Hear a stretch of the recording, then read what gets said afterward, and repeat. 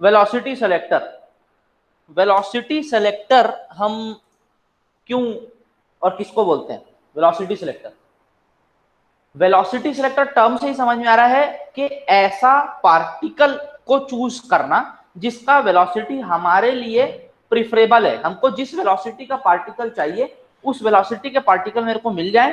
Suppose एक stream of particles है मेरे पास, कोई इलेक्ट्रॉन्स फ्लो कर रहे हैं कहीं पर या पॉजिटिवली चार्ज पार्टिकल्स फ्लो कर रहे हैं, तो वहां पर क्या होता है, हमको उनमें से छांट के अगर मुझे कुछ पार्टिकल्स को निकालना है कि मेरे को एक fixed value of velocity of particle चाहिए, तब मैं वेलोसिटी सेलेक्टर टर्म को यूज करता हूँ, ठीक है, या डिवाइस को यूज करता हूँ। उसका प्रिंसिपल क्या होता है, उसके पीछे का वर्किंग वो हम लोग देखते हैं। हमको पता है कि लॉरेंट्ज फोर्स जो है F, वो दोनों के कारण लगता है, F इलेक्ट्रोस्टैटिक और F मैग्नेटिक, ठीक है। F इलेक्ट्रोस्टैटिक जो होता है वो उसका वैल्यू कितना होता है, electric field times charge EQ, F equal to EQ होता है। और जो मैग्नेटिक फोर्स होता है उसका हम लोग वैल्यू लास्ट क्लास में डिराइव किए थे, QVB साइन ऑफ थीटा। और अगर ये थीटा की वैल्यू 90 डिग्रीज है तो मैक्सिमम हो जाएगी 90, तो सीधा सीधा QVB के ऊपर डिपेंड करता है कौन सा, मैग्नेटिक फोर्स। जो एक मूविंग चार्ज पार्टिकल जो कि मैग्नेटिक फील्ड में रखा होगा तब उसके क्या बोलते हैं कितनी वेलोसिटी से मूव कर रहा है उसके ऊपर डिपेंड करेगा। तो चार्ज की वैल्यू Q के ऊपर डिपेंड करता है डायरेक्टली, वेलोसिटी जितनी ज्यादा वेलोसिटी से वो उसके अंदर मूव कर रहा है उसके ऊपर, और लास्ट मैग्नेटिक फील्ड का स्ट्रेंथ जो बाहर में लगा हुआ है उसके ऊपर, ठीक है। तो अब क्या होता है, देखो ऐसा अरेंजमेंट किया जाता है कि एक एरिया में इलेक्ट्रिक और मैग्नेटिक फील्ड्स दोनों हो। वो कैसे क्रिएट किया जा सकता है, बहुत इजी सा चीज है। मैं दो प्लेट्स ले लूं, एक को पॉजिटिव एक को नेगेटिव चार्ज दे दूं, ठीक है। चार्ज डेंसिटी दोनों की सपोज प्लस सिग्मा है और इसकी माइनस सिग्मा है, तो मेरा यहाँ पर क्या डेवलप हो जाएगा, पॉजिटिव से नेगेटिव जाने वाला एक इलेक्ट्रिक फील्ड वाला एरिया डेवलप हो जाएगा, करेक्ट और नॉट, इलेक्ट्रिक फील्ड डेवलप हो जाएगा। और यहीं पर अगर मैं एक मैग्नेटिक फील्ड यूनिफॉर्मली डिस्ट्रीब्यूट कर दूं, मैग्नेटिक फील्ड बना दूं,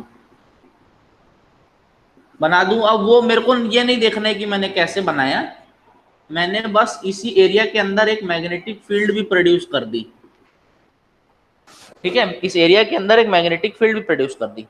चलो देखते हैं, यहां से अगर एक मैं पार्टिकल छोड़ता हूं, सपोज वो नेगेटिव एक इलेक्ट्रॉन है, ठीक है, एक इलेक्ट्रॉन को मैं यहाँ पर छोड़ देता हूँ, रिलीज कर देता हूँ, तो ये क्या इफेक्ट प्रोड्यूस करेगा देखते हैं। मेरा ये वाला पॉजिटिव प्लेट है, ये नेगेटिव प्लेट है। An electron always experiences a force in the direction or opposite to the direction of electric field. The answer should be opposite to the direction of electric field. तो देखो electron, ये जो electric field लगी हुई है E, इसके कारण किधर फोर्स एक्सपीरियंस करेगा, ऊपर की तरफ जाने की कोशिश करेगा, ठीक है।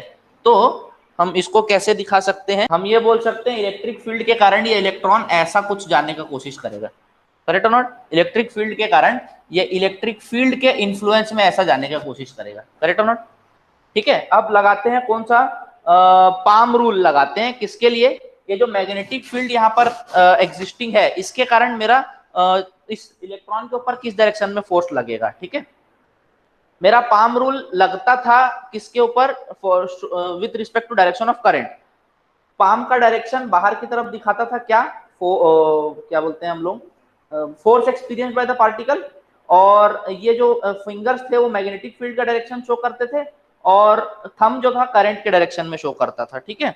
तो भाई यहाँ पर पाम रूल कैसे लगाओगे, पहली चीज क्रॉस है, मतलब मैग्नेटिक फील्ड परपेंडिकुलरली अंदर जा रहा है, उसके बाद इलेक्ट्रॉन कैसा जा रहा है, ऐसा, ठीक है। तो मेरा करंट का डायरेक्शन क्या हो जाएगा, उल्टा, ठीक है। करंट का डायरेक्शन, तो देखो करंट का डायरेक्शन कैसा होगा, थंब किस तरफ पॉइंट आउट होगा, इधर की तरफ। तो मेरा पाम कैसा रहेगा, ये ऐसा है ना, तो मैं पाम को ऐसा रखूंगा, देखो लाइक दिस, फील्ड अंदर है, करंट उस तरफ जा रहा है थंब के डायरेक्शन में, तो फोर्स कहां लग रहा है, पाम के परपेंडिकुलर नीचे की तरफ। तो भाई ये मैग्नेटिक फील्ड के कारण कैसा जाएगा, ऐसा जाने की कोशिश करेगा। तो ऊपर की तरफ लग रहा है इलेक्ट्रोस्टैटिक फोर्स और नीचे की तरफ लग रहा है मैग्नेटिक फोर्स। ये चीज समझ में आया? तो ये दोनों का जो डायरेक्शन है एफ ई और एफ एम का डायरेक्शन अलग अलग है। ऐसा करने के बाद दिख रहा है? ये चीज समझ आई कि नहीं? when you are having two fields, that is electric and magnetic field, both at the same place, तो क्या हो रहा है? दोनों के इफेक्ट के कारण इलेक्ट्रॉन अलग अलग जगह में जाने की कोशिश कर रहे हैं। ठीक है, अब ये डिपेंड करता है इन फैक्टर्स के ऊपर कि इलेक्ट्रिक फील्ड की स्ट्रेंथ कितनी रखी हमने, चार्ज तो वही रहेगा, प्लस यहां पर ये मैग्नेटिक फील्ड का वैल्यू वेलोसिटी के ऊपर डिपेंड नहीं कर रहा है। तो अब अगर एक पार्टिकल को मैं ये देख चाहता हूं कि वो इसके अंदर से अनडिफ्लेक्टेड पास हो जाए, ठीक है, अनडिफ्लेक्टेड पास हो जाए, तो उस टाइम पर मेरे को क्या करना पड़ेगा?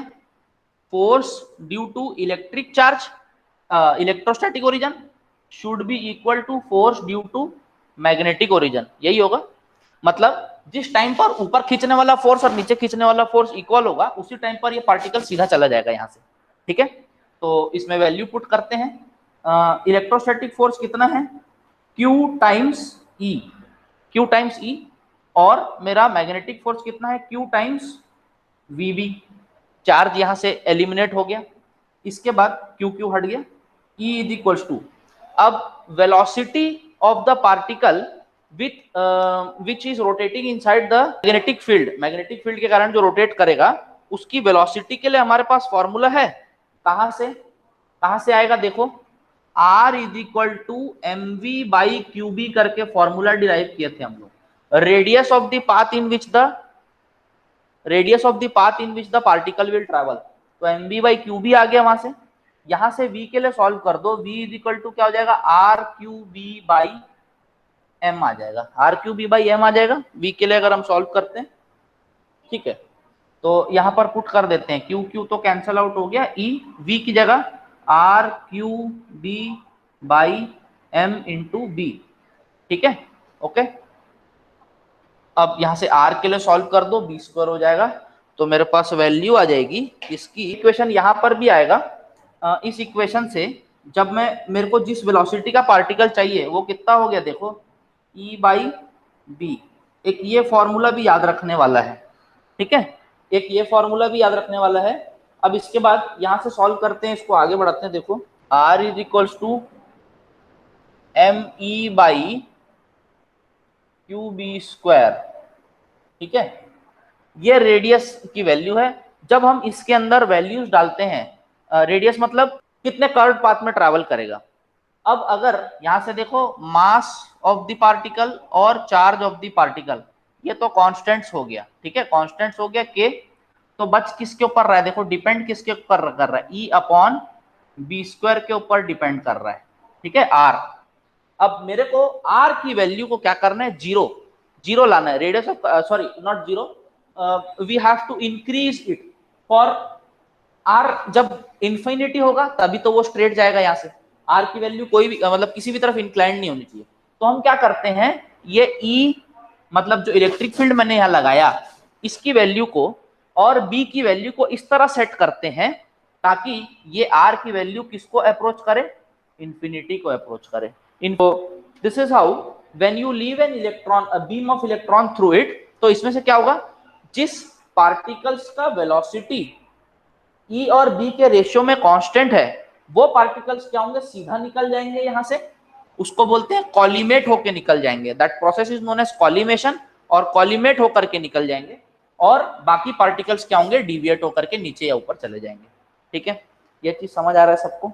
तो जिस वेलोसिटी का मेरे को पार्टिकल चाहिए, उस हिसाब से मैं ई और बी को एडजस्ट करके सेट कर दूंगा। Okay, so the next topic which we are going to discuss is when a conductor which is carrying current, it is placed inside the magnetic field, it also will experience a force. अब इसके पीछे reason क्या होगा? इसके पहले हमने topic देखा था जहां पर हमने देखा कि एक चार्ज, अगर एक मूविंग चार्ज किसी मैग्नेटिक फील्ड में है, तब उसके ऊपर फोर्स लगेगा। We have observed that when a charge is moving inside a magnetic field, it will experience some force. That force, उस फोर्स का वैल्यू हमको कितना दिया था?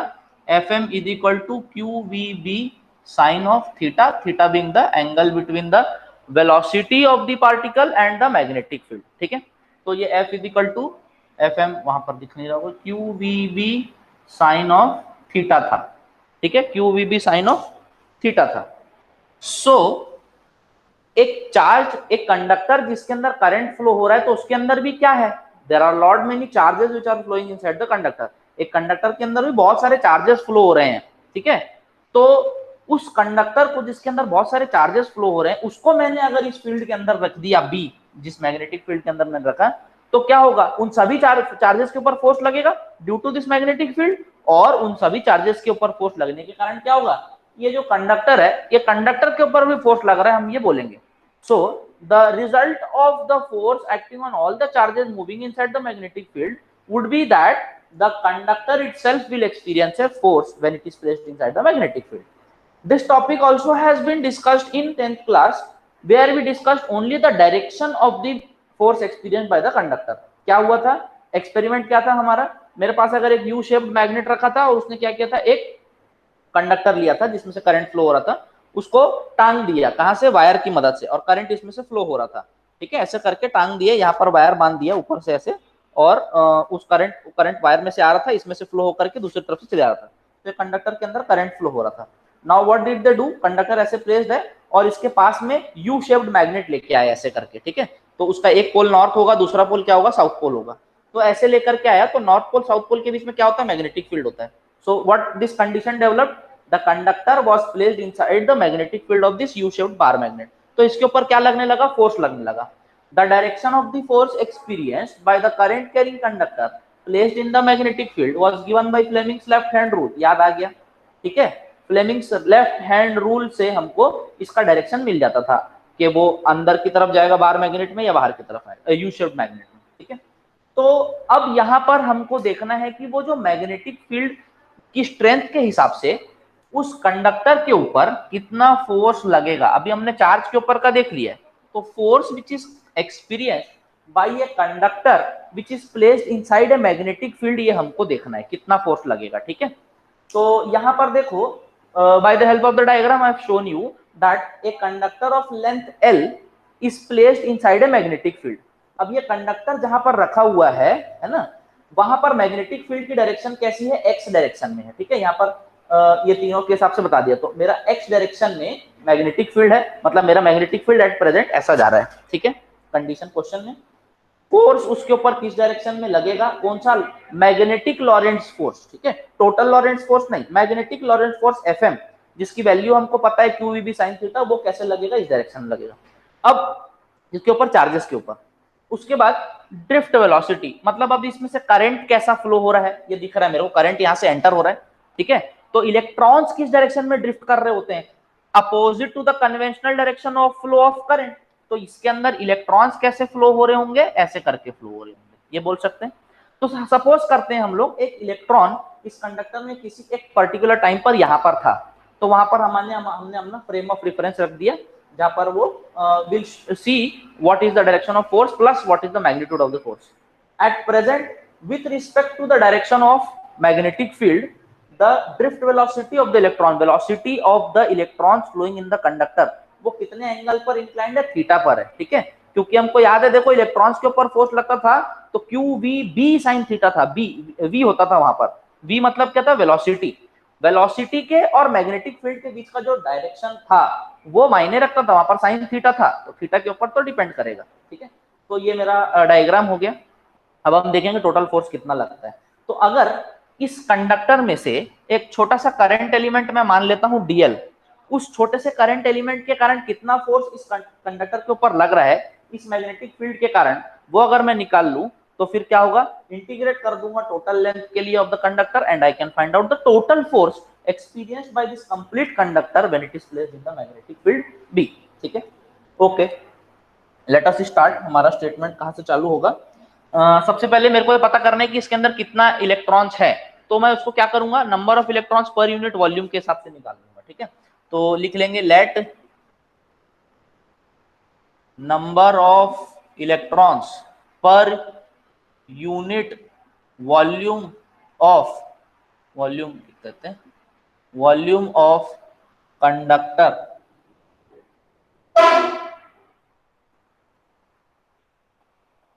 इज इक्वल टू है सपोज स्मॉल एन, ठीक है, स्मॉल एन ले लेते हैं हम, स्मॉल एन, ठीक है।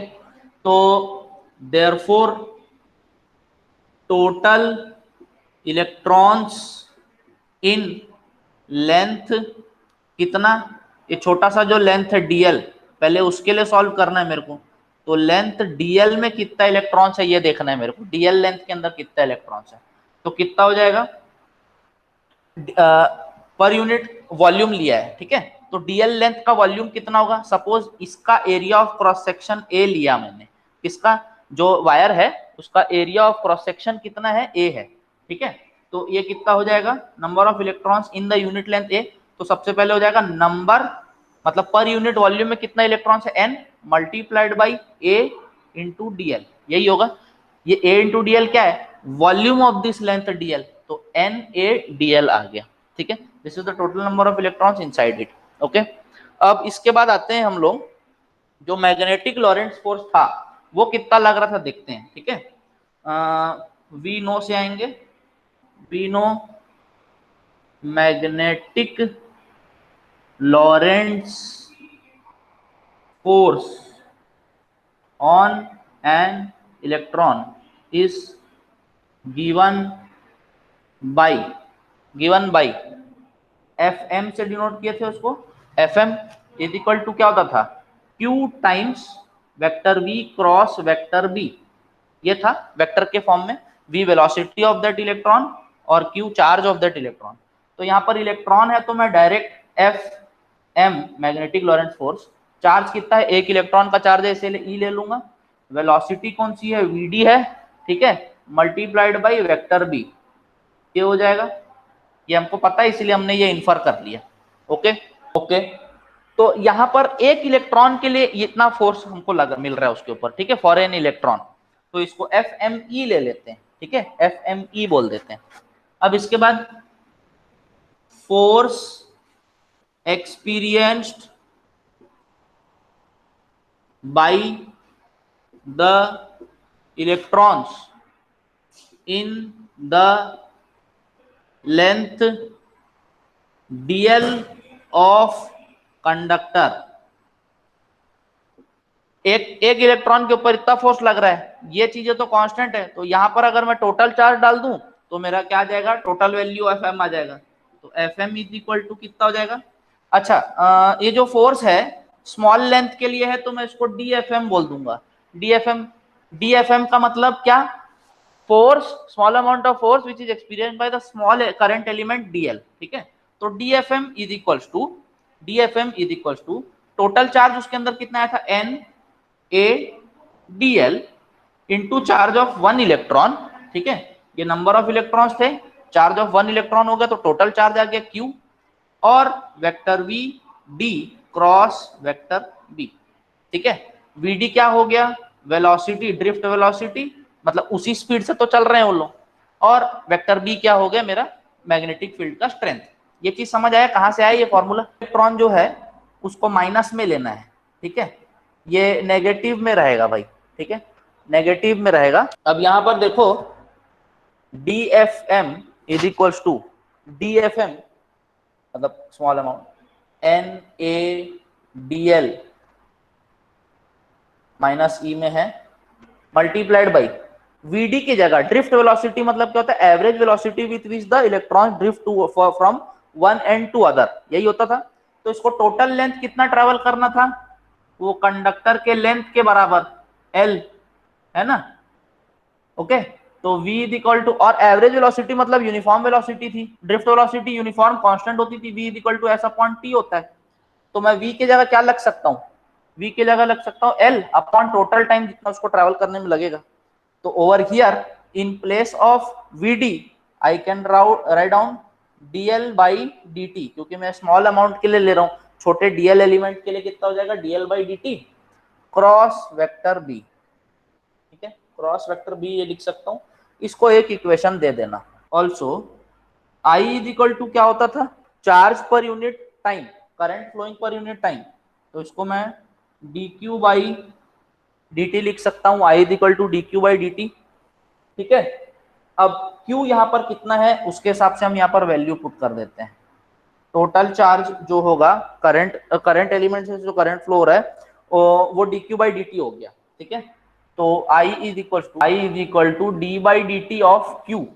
अब Q कितना है देखो यहाँ पर, ये है ना Q, टोटल चार्ज कितना फ्लो हो रहा है मतलब उस स्मॉल एलिमेंट में से, तो charge per unit volume into charge of one electron. तो इसको मैं क्या लिख सकता हूँ, NeADL, ये माइनस में ही आएगा क्योंकि इलेक्ट्रॉन का चार्ज को हम कंसिडर कर रहे हैं माइनस में है, तो NeADL हो जाएगा। वेरिएबल क्या है यहाँ पर, number of charge per unit volume constant होगा, चार्ज ऑफ वन क्या बोलते हैं इलेक्ट्रॉन कांस्टेंट होगा, और एरिया ऑफ क्रॉस सेक्शन जो है वो भी कांस्टेंट होगा। बचेगा कितना, dl बाई dt बच रहेगा, ठीक है। हाँ, इस इक्वेशन से कंपेयर करना है। देखो ये वाला जो वैल्यू है NaDl by dt, okay, NaDl by dt, तो क्या बच रहा है उसमें देखो जरा सा, एक dl बच जाएगा, ओके, ये वाली वैल्यू I है, ठीक है। यहां पर से देखो NaDl बाई dt और E को हटा कर मैं I लिख सकता हूं, तो बच क्या कह रहा है देखो, फ्रॉम 1, इसको 2 दे देना, ठीक है, from 1, NaDl by dt into E को मैं हटा के क्या लिख दूंगा, I लिख दूंगा, एक dl बच जाएगा, तो क्या बचेगा, DFM is equals to, DFM is equals to क्या है, I बच रहा है और यहां पर बच रहा है vector dl cross vector b, ठीक है, vector dl cross vector b, ये चीज समझ आया। देखो NaDl by dt into E यहां पर है NeA dl बाई dt को मैं I लिख सकता हूं, यहां लिख दिया, क्या बच रहा है, DFM is equal to I dl cross vector b, cross product में है तो ये कितना हो जाएगा, अब इसको हम लोग किसके टर्म्स में लिख सकते हैं, साइन थीटा के टर्म्स में, तो DFM is equal to I dl b sine of theta, तो वेक्टर फॉर्म में लिखने का जरूरत नहीं है मेरे को। अब ये small amount of force current element DL के कारण पता पड़ गया, तब मैं इसको इंटीग्रेट कर दूंगा फॉर द कंप्लीट लेंथ, ठीक है, तो मेरे को टोटल फोर्स मिल जाएगा, ठीक है। तो यहाँ पर स्टेटमेंट आएगा, total force on conductor of length कितना, L का, इंटीग्रेट कर देंगे, कौन से इक्वेशन को, इसको इंटीग्रेट करना है भाई, ठीक है। तो integral DFM is equal to integral IDL b sine of theta. FM को कहां से कहां तक इंटीग्रेट करेंगे, 0 से FM तक, और लेंथ को कहां से कहां तक, 0 से L तक इंटीग्रेट करेंगे। DFM का इंटीग्रेशन FM ही आ जाएगा। यहाँ पर कांस्टेंट क्या क्या है, I कांस्टेंट है, B कांस्टेंट है, ठीक है, I कांस्टेंट है, B कांस्टेंट है, और थीटा जो है वो भी वहां पर क्या है, फिक्स्ड है मतलब मैं क्या करूंगा, उसको कांस्टेंट रखूंगा, ठीक है। तो साइन थीटा भी मैं बाहर निकाल दूंगा क्योंकि मेरा ओरिएंटेशन फिक्स्ड है, चेंज नहीं हो रहा है, मेरे को इंटीग्रेशन लेंथ के हिसाब से करना है। तो integral 0 to L dl, integral dl कितना हो जाएगा भाई, FM is equal to I, इसका I भी साइन ऑफ थीटा, और इसका इंटीग्रेशन L 0 से L, सीधा सीधा आ जाएगा FM is equal to I B sine of theta into L। अब मैं इसका फाइनल एक्सप्रेशन लिख दूंगा, FM is equal to IL B sine of theta. ये वैल्यू आएगी मेरे इसकी, force experienced by a current carrying conductor which is placed in the magnetic field of magnetic field strength B, length of the conductor L and current I जो उसके अंदर से flow हो रहा है, और उनके बीच का एंगल कितना है, थीटा।